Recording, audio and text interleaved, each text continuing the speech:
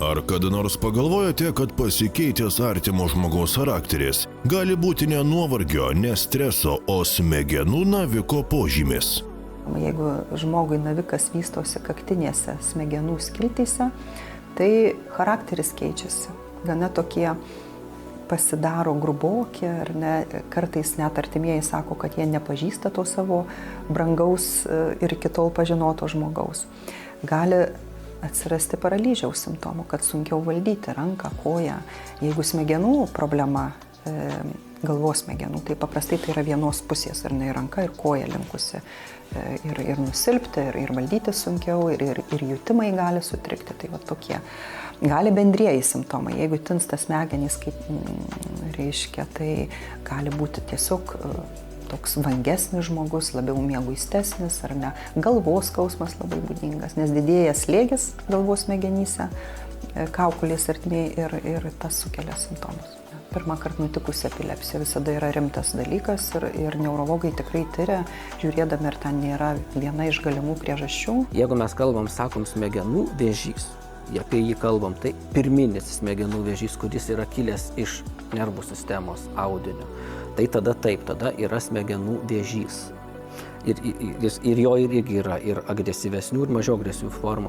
Jeigu mes kalbam apie tai, kad navikiniai židiniai smegenyse yra, tai nebūtinai smegenų vėžys. Tai gali būti kito vėžio metastazės smegenyse. Visiškai ne pirminis smegenų, prostatos, krūties, plaučių, storžarnės vėžimi. Aišku, jos irgi jau rodo melanomą pagaliau, blogą prognozę, bet su šiuolaikiniu gydymu dar tai nėra taip blogai kaip pirminis ir ypač glioblastoma. Kalbėdami apie smegenų navikus, dažnai iškart pagalvojame apie blogiausią scenarijų. Tačiau tiesa tokia, ne visi jie piktybiniai, yra ir gerybinių. Pats turbūt dažniausias, kai kalbam apie centrinės nervų sistemos kilmės navikus ir gerybinius, tai turbūt būtų paminimas meningioma. Tai yra smegenų dangalų navikas, kuris dažniausiai turi gerą prognozę ir jo gydymas gali baigtis operacija arba galima jo kai kuriais atvejais turbūt ir atskirai negydyti. Kai girdime žodžius smegenų vėžys, atrodo, kad tai beviltiška diagnozė. Bet tiesa tokia, tai dar neblogiausias bilietas, kurį galite išsitraukti gyvenime. Blogieji bilietai onkologijoje. Tai, turbūt kasa yra tas blogąja prasme lyderis, kasos adenokarcinoma, tai yra vienas pikčiausių tokių navikų, kur nepaisant to, kiek ten klinikinių tyrimų vyko, kiek visokių naujų technologijų, vaistų buvo kuriama, bendrasis tas išgyvenamumas išlieka labai toksai kuklus ir 5 metus gyvena 7–10% iš visų susirgusių. Tai va toks liūdniausias, gal liūdniausia liga. Taip pat turbūt prie tų prognozės prasme prastesnių reikėtų priskirti kepenų, skrandžio, plaučių. Agresyviausia smegenų vėžio forma yra glioblastoma. Ir glioblastomos apibrėžimas per paskutinius 8 metus jisai labai pasikeitė ir vis dar keičiasi, vis dar siaurinama. Nes iki 2016 metų, sakykime, kol nebuvo nauja Pasaulio sveikatos organizacijos pateikta klasifikacija gliomų, galvos smegenų navikų, ne tik gliomų apskritai visų, bet čia labiausiai kalbam apie gliomas. Tai ir klinikiniai praktikoje matydavai, kad yra ta pati glioblastoma, dalis pacientų su gydymu gyvena 10 mėnesių ar 1,5 metų, dalis jų išgyvena ir 3 ir 5 metus. Ir to būdavo kaip ir, neaišku, nes tai vadino, sakykime, agresyviausia vėžio forma ir dažniausia glioblastoma. Tai 2016 metais jau atsižvelgiant į molekulinius žymenis buvo susiaurintas spektras to, ką mes vadinam glioblastoma. Ir pavyzdžiui, jeigu ką mes vadinam glioblastoma, tai yra daug siauresnė sąveika ir tai iš tiesų yra patys agresyviausi, pačia blogiausia prognozė pasižymintis navikai. Dalis jų yra, sakykime, astrocitomos 3 laipsnio, ar kaip nestadijum, bet čia laipsnis vadinama oligodendroglioma. Tai jeigu mes, sakykime, lyginsim 3 laipsnio oligodendrogliomos ir glioblastomos išgyvenamumas, tai ženkliai skiriasi. Su oligodendroglioma, su gydymu, kas irgi yra glioma, kas irgi yra smegenų vėžys, galima gyventi taikant adekvatų gydymą ir 5 ir 10 metų. Su glioblastoma tai jau retas žmogus, kuris išgyvena, na, sakykime, 5 ar 10 metų. Tai yra vienetai atlikta yra metaanalizė, taip, tas yra įmanoma, tai nėra, kaip sakyti, iš karto mirties nuosprendis ir kad 100%, kad tai bus neefektyvus gydymas. Deja, nuo smegenų vėžio niekas neapsaugotas, nei vaikas, nei suaugęs žmogus. Kadangi dauguma jo yra sporadinis, tai yra dėl besikaupiančių mutacijų, vykus tam tikram jų skaičiui, prasideda tie vėžiniai procesai, ta ląstelė nenormaliai pradeda dalintis, nenumirti ar neaugti invazyviai.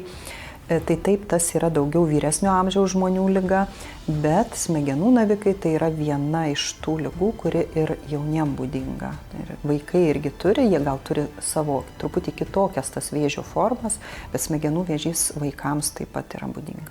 Turbūt dažniausias klausimas, kurį užduodame savo, ar įmanoma išvengti smegenų vėžio ir ką galime padaryti, kad jis mūsų nepaliestų.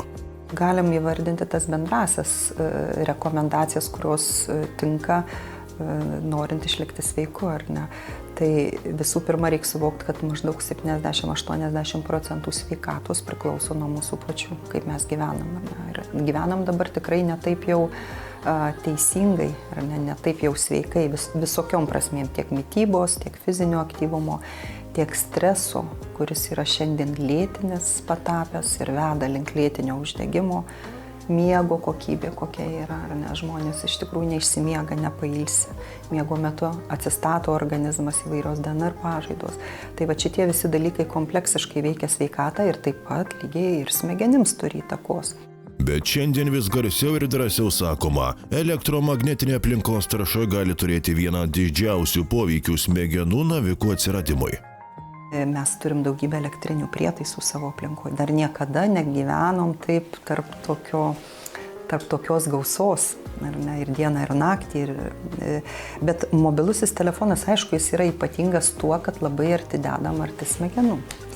Ir jeigu tai pasižiūrėti atgal, tai 2011 metais Tarptautinė vėžio tyrimų agentūra yra įvardinusi elektromagnetinę spinduliuotę, tai yra radio dažnio, tai yra nuo 30 kHz iki 300 GHz diapazone, kad šita spinduliuotė yra kaip galimas karcinogenas, antros B klasės. Ir tai šita išvada buvo padaryta remiantis švedų mokslininkų tyrimais, kur ten, jie buvo apskaičiavę, kad yra tam tikrų vėžių rizika, tai yra glialiniai navikai smegenų, meningiomų rizika didėjo akustinio nervo, klausos nervo, neurinomos rizika ten kartais didėjo. Smegenų vėžys klastingas, bet ne visada neįveikiamas. Kuo anksčiau, tuo daugiau šansų. Stebėkime save ir savo artimuosius, nes kartais vienintelis skirtumas tarp gyvenimo ir mirties. Tai, ar mes laiku atpažinsime tylų signalą.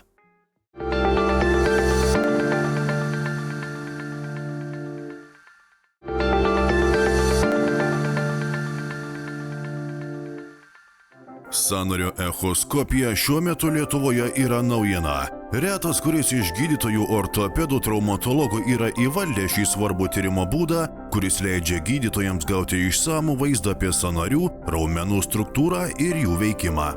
Echoskopas yra po ranka, jis nekenkia, jį gali kartoti kiek nori, tu gali prisidėti, pasižiūrėti ir tai yra papildoma informacija. O pirminė diagnostikoje tai nepakeičiama priemonė. Tu matai ir menisko plyšimus, šalutinių raiščių plyšimus. Yra struktūrų, kurių nepamatysi. Ta prasme, tai darydamas tyrimą tu naudoji ir klinikinį bendrą ištyrimą. Tai, bet ankstyvai diagnostikai daug ligų nustatai. Raumenų ir sąnarių echoskopija padeda diagnozuoti sausgyslių raumenų plyšimus, minkštųjų audinių gerybinius ar piktybinius auglius, kraujavimą į raumenis ar sąnarius, ankstyvus sąnarių pokyčius dėl artrito. Tai tik magnetiniam rezonansui nusileidžiantis tyrimo metodas, tačiau turi ir privalumų. Nekenksmingas pacientui, lengva kartoti, pigus. Tai peties sąnariui, tai su sausgyslių plyšimui, tai praktiškai net magnetinio rezonanso nereikia. Kaip sakiau, kai kurių struktūrų nepamatysi, ultragarsas gali jas apeiti, kaulinė struktūra, kuri nepraleidžia šitų bangų. bet kažkur užstoja, sąnarinių lūpų negali pamatyti. Klubuose negali pamatyti sąnarinių lūpų, bet tu pamatai problemą, uždegimas, kokia edema yra. Sąnarinės kremzlės plotį gerai išmatuoti, toks progresyvus labai. Diagnostikos tyrimas, tai jisai ir tobulėja, įranga tobulėja. Šiau įranga, kai buvo, kaip sakyti, sau tokia, tai taip, irgi darydavot. Amžinatilsį daktarė radiologė Augaitinė, mano mokytoja, aš kaip pamačiau, kažkokį įspūdį padaręs kaip stebuklas. Tik pats prisėdau ir nieko nesugebu. Sakau, nebijau, po 100-ojo pradėsi daryti gerai. Taip ir atsitiko, pabiški, jau taip, naudoju labai sėkmingai. Sukaupęs didesnę kaip 15 metų darbo patirtį, gydytojas ortopedas traumatologas Artūras Zubrickas prieš 8 metus baigęs echoskopuotojo rezidentūrą pradėjo diagnozuoti raumenų, sausgyslių, kremzlių pakitimus, sąnarių uždegimus, pažeidimus ar kitus sutrikimus echoskopo pagalba. Aš kaip pirmą kartą pamačiau gal Lenkijoje prieš 8 metus ir man padarė kaip beprotišką įspūdį, kaip jisai žiūri ir magnetinio rezonanso vaistus, ultragarso, kilimukas, radiologas, taip, kad sąnarių žiūrėtų, buvo keista. Paskui Amerikai pamačiau, kad ką jie su juo tik neišdarinėja. Pradėjau prieš 7 metus rezidentūros programą, baigiau ir echoskopuotojo kvalifikaciją įgijau ir pradėjau taikyti ultragarsą, tokią mini-invazinę procedūrą. Tarkim, yra visokie cistiniai dariniai sąnariuose, ten parameniskinės cistos, Beikerio cistos, ten priekinio užpakalinio kryžminio raiščio gangliai. Tu gali ultragarso kontrolį gražiai įlyst, ištraukti tą įvairios konsistencijos skystį, infiltruoti kristalinių hormonų. 9 metus praktikuojantis gydytojas ortopedas traumatologas Mykolas Liubauskas primena, kad echoskopija neturi radiacinio poveikio, todėl jie yra saugi visiems pacientams, įskaitant nėščias moteris ir vaikus. Tai neinvazinis tyrimas, kuris vos per 15 minučių leidžiantis pastebėti audinių struktūrinius pakitimus ir išsamei įvertinti sąnarių skausmo ar patinimo priežastį. Ir iš tų kartais ir netiesioginių įrodymų, tu matai, pridedi ir matai, kad sąnaryje skysčio yra. Ne? Arba gali pamatyti kokį menisko plyšimą, raiščio plyšimą. Tai apsižiūri ligonį, pačiupinėjai, paklibini tos sąnarius ir matai, kad kažkas čia ne taip. Verta tada toliau tęsti tyrinėjimą. O kartais užtenka to magnetinio echoskopo, pasidarai, matai raiščio uždegimą, viskas kaip ir sutampa, ką žmogus pasakoja, kuo skundžiasi, kam toliau tos tyrinėjimus tęsti, jeigu papildomas informacijos nesužinosi. Mes jau viskas, priėjom finišą ir žinom, kas tam žmogui yra. Tai vėlgi, minimaliom priemonėm maksimalus rezultatas. Prieš kelias dienas vyrukas buvo skausmai kelio, vaikšto visur nuotraukas daro, nieko nėra, pridėjus ultragarsą, iškart po girnelės nuosavo raiščio, didžiulė skysčio sankaupa, išvešėjusi burzą, ultragarso kontrolė ištraukta, iškart jam palengvėja, baigėsi skausmais, laimingas išeina per duris.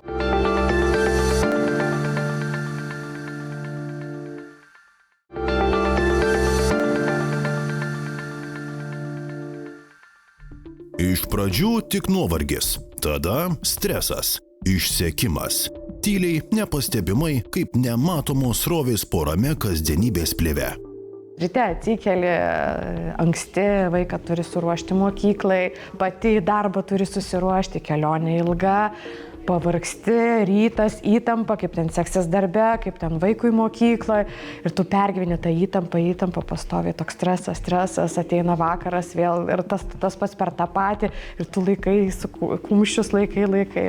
Bet kaip ir mūsų herojos Ingos gyvenime, po paviršiumi jau verda pavojingos srovės. Tylus organizmo išsekimas, auganti rizika širdies ligoms, vėžiui, cukraligei.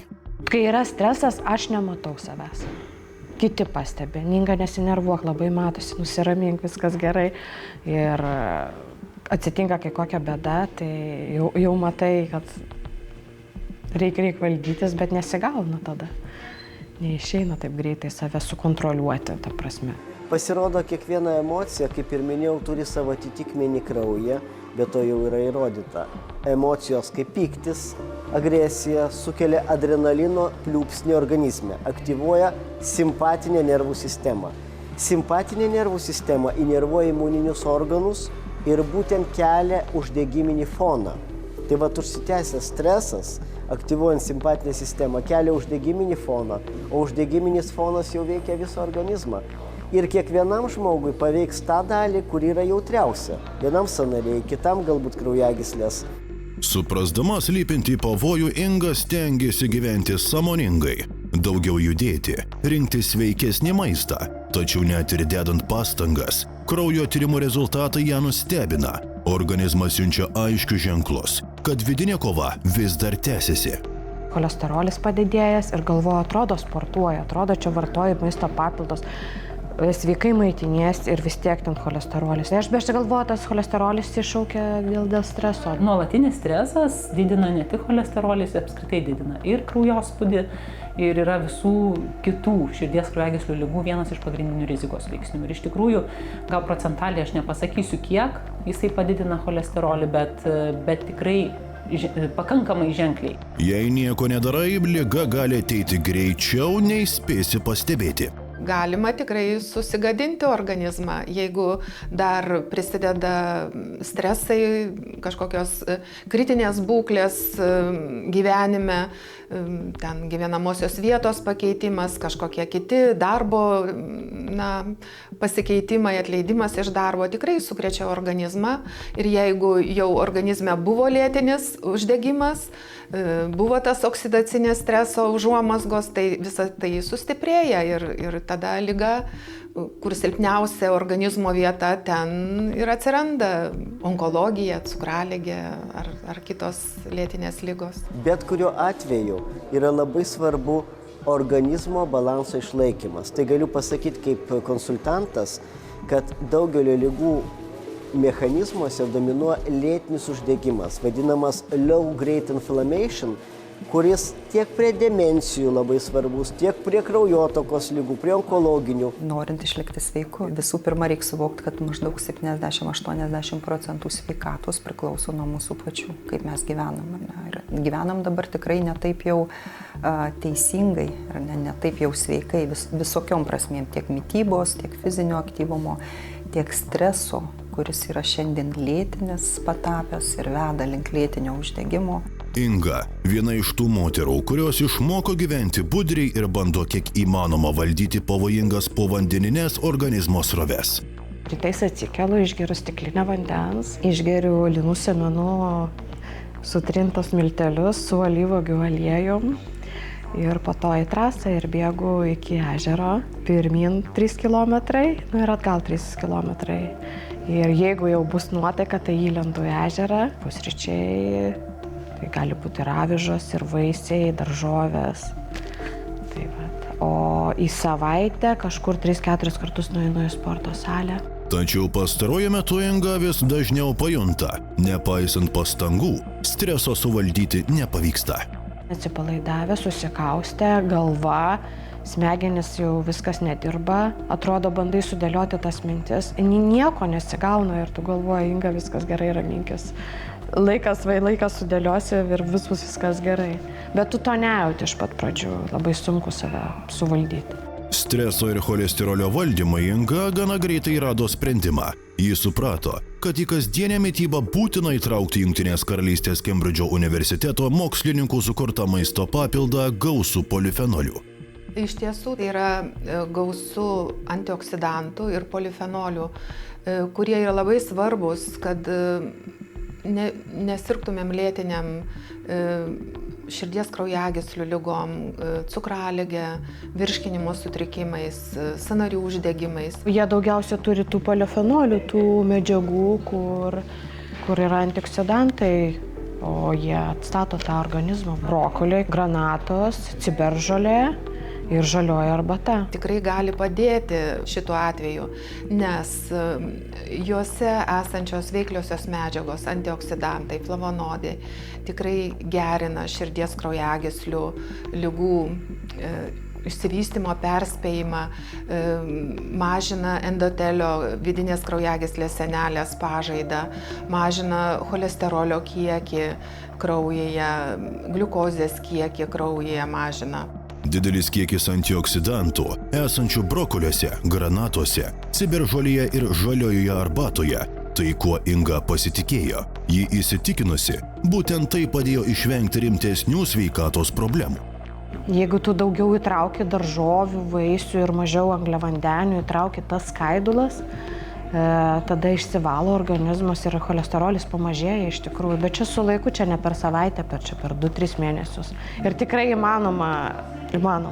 Šį preparatą medikai rekomenduoja pradėti vartoti kuo anksčiau, vos pajutus pirmosius organizmo siunčiamus signalus. Žmogui organizmas siunčia signalus, kada jisai blogai jaučiasi. Dažnas ir nekreipia dėmesio, o dažnas per daug kreipia kartais dėmesio.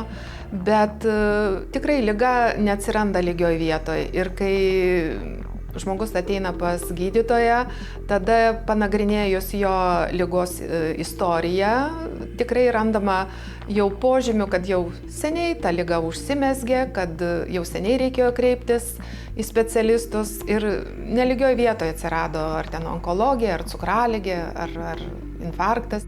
Apie Jungtinės karalystės Kembridžo universiteto mokslininkų sukurtą preparatą ir tai, kaip jis gali padėti kovoti su streso, cholesterolio ir lėtinio uždegimo pasekmėmis, išsamiau pakalbėsime po trumpos pertraukos.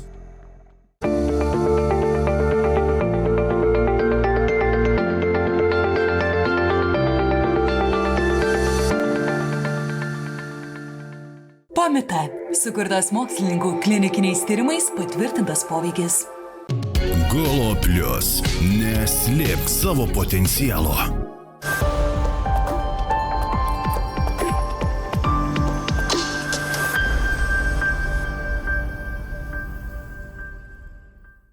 Kaip greitai stresas, pyktis, pavydas naikina mūsų sveikatą ir kaip atsipalaidavimas, džiaugsmas ir empatija gali ją išgelbėti ir net prailginti gyvenimą. Inga įsitikino, sveikata ar liga dažnai priklauso tik nuo mūsų pačių pasirinkimų. Jaučiu kažkas su mano kūnu negerai, jauti tą stresą, delnai prakaituoja, jaudinės, nesusivaldai, emocijose nesusivaldai. Pradedi pykti, rėkti ir tu nervuojas tada ir galvoji, kažką reikia daryti su savimi, nes taip neturi būti. Jau yra įrodyta, kad pas žmogų smegenyse yra vidinė laboratorija, kuri esant reikalui gali gaminti vienokias medžiagas arba kitokias priklausomai nuo poreikio. Tai lygiai taip pat kiekviena emocija turi savo atitikmenį kraujyje.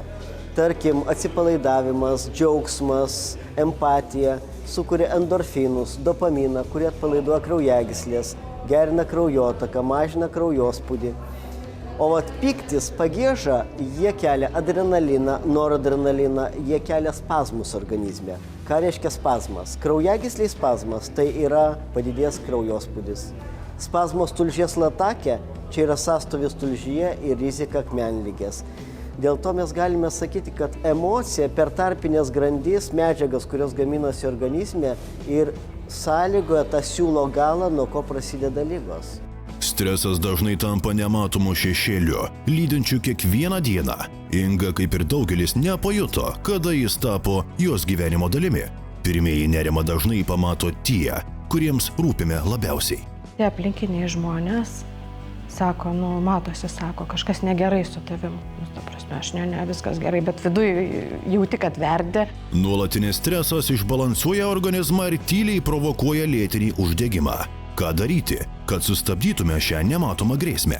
Organizme, kada yra lėtinis nespecifinis uždegimas, yra gausu ir laisvųjų radikalų, kurie tikrai pažeidžia vidinę kraujagyslės sienelę ir reikia stabdyti tų laisvų radikalų žalingą poveikį. Tai vėl PSO teiginys, ar ne 10% genetika, o apie 80-70% tiek kame gyvenam, kuo gyvenam, ką valgom, kaip judam, kaip miegam, stresas. Tai mano manimu, pirmiausia, net ir prie lėtinių ligų labai svarbus yra organizmo balanso atkūrimas. Nesvarbu, ar tai yra aterosklerozė, ar artrozė.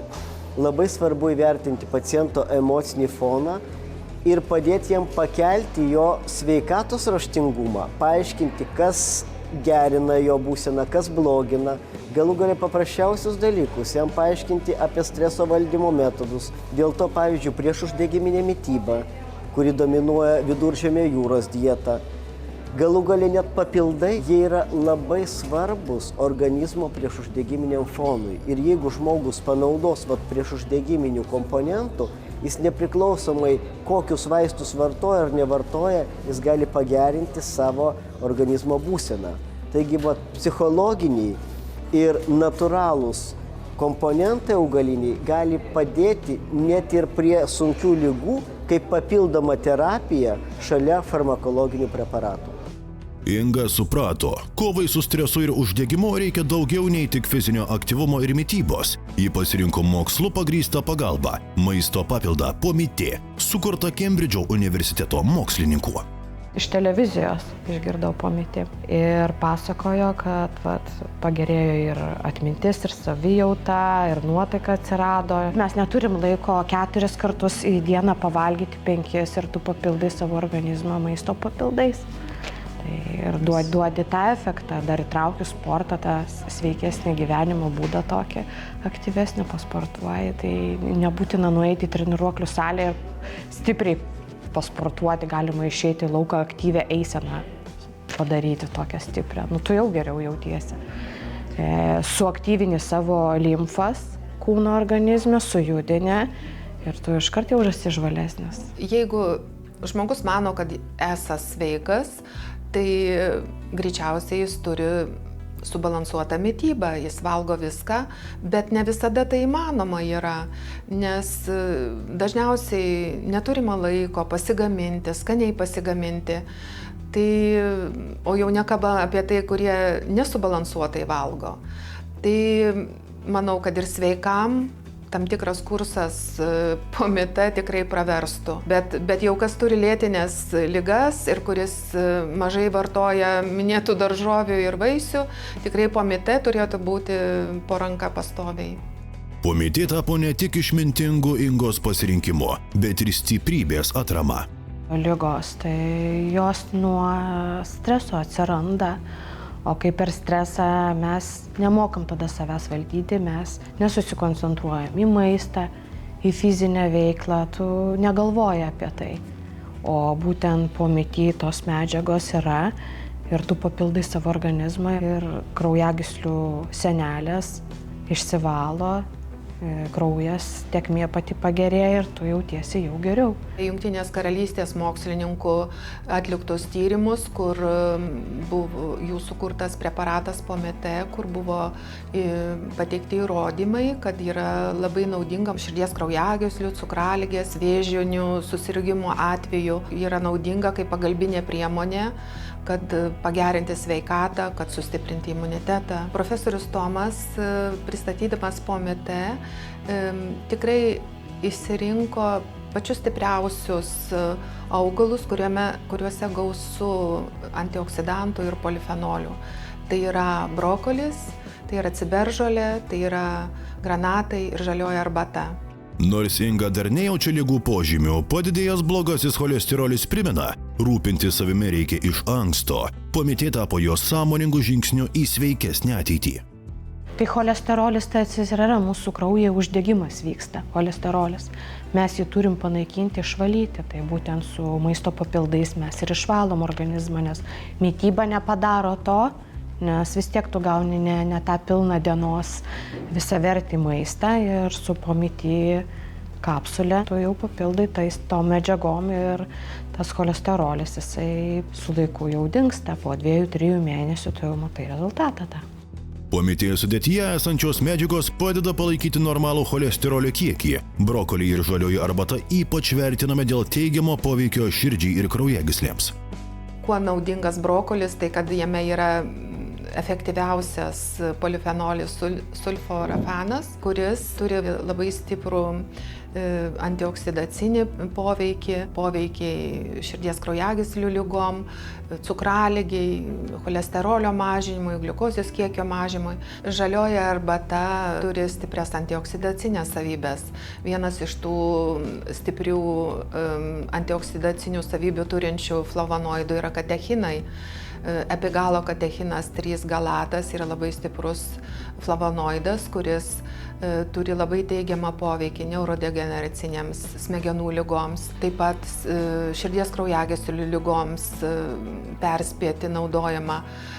Taip pat cukraligės, reiškia, padeda tai ligai nesivystyti, gerina smegenų funkciją, gerina atmintį. Inga tiki, kad su Pomitė pagaliau išpildys savo svajonę – išlaikyti stiprią sveikatą ir gerą savijautą. Būti aktyvesnė, žvalesnė, siekti tikslų, ryškias spalvas matyti, nuotaika, kad būtų visada to efekto. Bet tu turi apie tai galvoti, siekti ir norėti, man atrodo. Ir su maistu gauni tą vegetarišką kapsulę ir tu po kažkiek laiko matai rezultatą jau.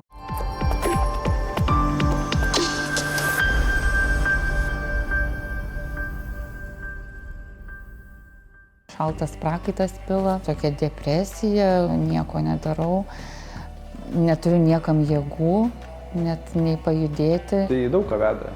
Nuotaikų svyravimus, į depresinius susirgimus, į žarnyno ar ne, į virškinimo trakto sutrikimus. Užeidavo spazmai, kad net eidavau, turėdavau prisėsti ir negalėdavau jau niekur eiti toliau. Visą tai susiję. Blogo kepenų veikla, tai silpniau veikia ir kasa. Ir probiotikai labai nuo daugelio ligų apsaugo. Šiaip visą laiką vartoti reikia probiotinės kultūras. Produktai turi dar ir gyvųjų bakterijų, tai yra rūgštis ir probiotikai. Tai yra dvi pagrindinės sąlygos užtikrinti geram mūsų virškinimo procesui. Ir esu labai dėkinga savo draugiai, kuri nepagailėjo jėgų ir įtikino mane, kad išbandyčiau šitą produktą. Po kovido Neringos gyvenimas tarsi subyrėjo į šipulius. 5 vaikų mama atsidūrė akistatoje su nuolatiniu silpnumu, išsekimu ir sveikatos sutrikimais, kurie grasino išklibinti pačius gyvenimo pamatus. Atrodo, eidavau ir vidury kambario sustodavau ir nesuprasdavau, ką aš čia veikiu ir tiesiog norisi sėstis ir niekur neiti, nieko nedaryti, nes jėgų nėra, net vaikus į mokyklą išleisti neturi jėgų. Nesupratau, kas su manim darosi, tokia visiška minčių nekoncentravimas, negalėjimas susikaupti. Gali būti taip, kad šiandien esam sveiki, rytoj susirgom virusinę infekciją ir po savaitės jau turim problemą. Tai gali būti greitas dalykas, bet mes galim ignoruoti ar ne savo simptomus, ilgą laiką, mėnesius, ignoruoti savo nuovargį, miego stygių, savo mitybą. Vieną dieną jau jaučiam, kad nebegalim susireguliuoti, susitvarkyti su savo virškinimu. Labai dažnai būna, kad atsiranda, tarkim, sindromas po persirgtos infekcijos. Viduriavimas, ar ne, viruso sukeltas ar bakterijos sukeltas ir po to atsirandantis tas sindromas. Dyglios žarnos sindromas yra sąsaja streso ir žarnyno veiklos, arba, kaip tariant, ryšio sutrikimas. Pagrindinis simptomas yra iš tikrųjų skausmas. Mano ir šiaip skrandis buvo jautrus vaikystėje. Tai vat būtent po kovido kažkaip tai labai gal iššaukė vėl tą jautrumą, gal ar šiaip vat buvo kažkokia komplikacija, kad man visiškai tiesiog užeidavo spazmai, susirietus paguliu arba atsisėdus pasėdžiu taip susirietus ir tada toliau jau. Nustoja, tada toliau einu, tai net nesupratau, kas čia darosi. Skausmas nelokalizuotas, dažniausiai po visą žarnyną, kaip pūtimas, spazmas, dujų raižymas. Tai nėra konkretaus organo liga, tai yra viso žarnyno liga. Ir jeigu spazmas užima, tai jisai ne vienas ryto dažniausiai išplinta po visą pilvą. Neringos skausmų priežastis – dirgliosios žarnos sindromas. Tai vis dažnesnė šiuolaikinio gyvenimo palydovė – liga, kuriai dirvą paruošia nuolatinis stresas, įtampa ir chaotiškas gyvenimo ritmas. O persirgus virusinė infekcija, ypač tokia kaip COVID-19, ši būklė tampa dar dažnesnė, lyg tyli pasekmė, apie kurią dažnai nutylima. Jau nuo 18 iki 40-45, tai ta riba tokia labiausiai pažeidžiama. Jeigu tai yra tas sutrikimas lėtinis ir labiausiai susijęs yra su stresu, nekeičiant gyvenimo būdo, sindromas dažniausiai nedings dėl to, kad tai yra įtampos sukelti simptomai. Šiuos procesus padeda suvaldyti probiotikai, kurių gausu avizo fermentuotose gėrimuose ir augose. Jie veikia ne tik žarnyną, bet ir vadinamąją žarnyno smegenų ašį, todėl gali padėti sušvelninti streso, įtampos ir nerimo sukeltus simptomus. Probiotikai ne tik tai maisto virškinimui, bet sudaro tarsi apsauginį barjerą, kad patogeninius mikroorganizmus atpažinti geriau imuniniai sistemai, už tai vadinama antrosios smegenys. Ir kad imuninė sistema sunaikintų tuos patogeninius, tiesiog sudaro apsauginį barjerą. Ir visam tam, jeigu mes valgytumėm pakankamai probiotikų, tai žarnyne būtų ne puvimas, o rūgimas. Ir tada ir patogenai neutralizuojami, ir geriau įsisavinamas maisto medžiagos. Apie avizos sužinojau iš draugės, kuri buvo neseniai pabaigusi antibiotikų kursą ir irgi turėjo problemų su žarnynu. Tai jinai išbandė ir jai labai patiko ir vis man sakė, pabandyk ir tu. Bet jau vieną dieną po eilinio priepuolio to spazmų skrandžio galvoju, gerai, duok man pabandyti. Tai įpylė jinai man į buteliuką ir bandžiau savaitę. Ir man kažkaip tai jaučiau, kad taip kažkaip, tikrai tokie, kad gerėja tų spazmų taip kaip ir mažiau ir jie tokie lengvesni, tada jau dar nebaigus, ten po kokių 4-5 dienų tai pajutau, kad man jau taip geriau. Tai tada jau užsisakiau ir geriau. Užsisakiau su šaltalankiais, nes mėgstu šaltalankių skonį. Ir tikrai labai džiaugiausi, nes jutau tą šaltalankį ir tą raugą ir taip kažkaip ir nusikėliau į tą vaikystę, prisiminiau, kaip aš ten tą sulą gerdavau. Ir jaučiau, kaip tikrai man padeda. Padėjo, spazmų neliko, susitvarkė. Avizoje esantys probiotikai, vadinamosios gerosios bakterijos ir natūralios skaidulos padeda ne tik sergant dirgliosios žarnos sindromu, bet ir esant kitiems virškinimo sutrikimams ar lėtinėms ligoms. Tie probiotikai padeda daug greičiau nugalėtas patogeninės mikroorganizmus. Tai 90% lėtinių infekcijų ir dalį infekcinių ligų padeda įveikti. 10 metų vartojant produktų su probiotikais arba gaunant raugintų produktų, kur natūraliai yra probiotikų, mažėja ir cholesterolis, spaudimas. Geriau tiesa, tą butelį aš maždaug pusantro gal mėnesio, nes jo iš tikrųjų reikia visai nedaug, įsipili į stiklinę ir gali vieną išgerti tiesiog ir užsigerti vandeniu arba jeigu skanu, neužsigerti. Dar man labai patikdavo pasišlakstyti ant salotų, į avižinę košę įsipildavau šiek tiek. Tai labai man patiko ir toliau geriu. Šį kartą užsisakiau jau su juodaisiais serbentais, irgi skonis nenuvylė. Ir labai džiaugiuosi rezultatu, kad susitvarkė skrandžio spazmai, tikrai jau tiesiog jie dingo. Ir žarnynas nebepučia pilvo. Šiandien yra 13 įvairiausių skonių, o pačių produktų yra 3 rūšys. Pasiekti geriausius rezultatus galima tik atrinkus kruopščiai žaliavas produktams ir žaliavų derinius. Pas mus yra 12 bakterijų rūšių, kurios yra veiksmingos ir to pagrindimui turime padarę Kauno technologijos universitete tyrimą su gerbiama daktarė Žvirzdauskienė, kuri atliko tyrimą su mūsų avižų raugais ir tyrimo metu įrodėme, kad būtent mūsų avizo raugai stabdo patogeninių bakterijų dauginimąsi žarnyne. Tai manau, kad tai yra labai svarbus faktorius renkantis produktų sveikatai. Plati ekologiško avizo produktų įvairovė leidžia kiekvienam pasirinkti tai, kas artimiausia jo skoniui. Nuo švelnaus skonio fermentuotų gėrimų iki intensyvesnių, tradicinį raugą primenančių variantų.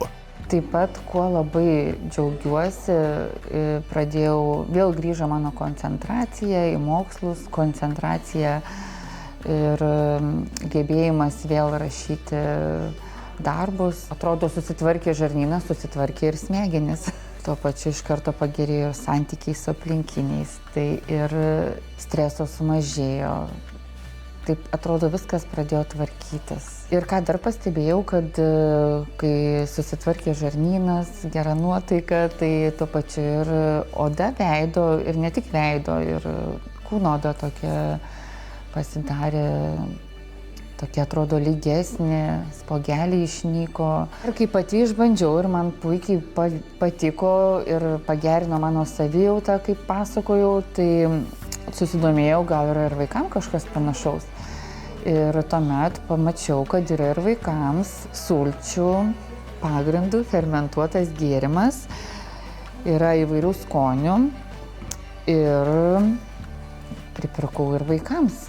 Avizo gėrimų naudą pajuto ne tik Neringa. Jau daugiau nei metus šios produktus geria ir Ukmergės darželio Žiogelis vaikai. Tėveliai ir auklėtojos džiaugiasi, mažieji linksmesni, žvalesni ir daug rečiau serga. Apie vaikų sveikatą tai galime kalbėti tikrai tik tai pačiom palankiausiom frazėm, nes jau po metų mes pastebėjom žiemos metu, kai buvo gripo epidemija, mūsų vaikų lankomumas buvo iš tikrųjų 100%. Darželėje galbūt prieš porą metų vaikai pradėjo gerti. Ir parsinešėm namo, ir ne tik savo, ir močiutė turėjo sutrikimų pilvo žarnyno, tenais pūtė pilvą ir ką tai dabar geria kiekvieną dieną. Daugiau vartoja tai turbūt mano vaikai, aš tik prie jų prisijungiu. Virškinimas pagerėjo, nebepučia pilvo, o virusai nesergam visai, šitais metais nesirgam. O praeitais gal vieną kartą vaikai susirgo. Pavyzdžiui, tėvai sako, kad vaikai serga mokyklai, buvo didelis virusas, sirgo gripu, klasiai buvo 7 vaikai. Mano vaikas ėjo į mokyklą. Tikrai nuoširdžiai sakau, nesergam. Turiu 5 vaikus, kurie, žinot, kai vienas pradeda sirgti, tai paskui taip tęsiasi, paskui dar ir pats susirgim. Tai pradėjau duoti vaikams ir tikrai galiu pasidžiaugti, kad labai pagerėjo jų savijauta ir sirgimai sumažėjo. Tikrai šituos metus išgyvenome paskutinius be ligų vaikų, kažkokių tai didelių. Avizo gėrimai ir augai puikus pasirinkimas tiek suaugusiems, tiek vaikams, norintiems pasirūpinti savo sveikatą kasdien.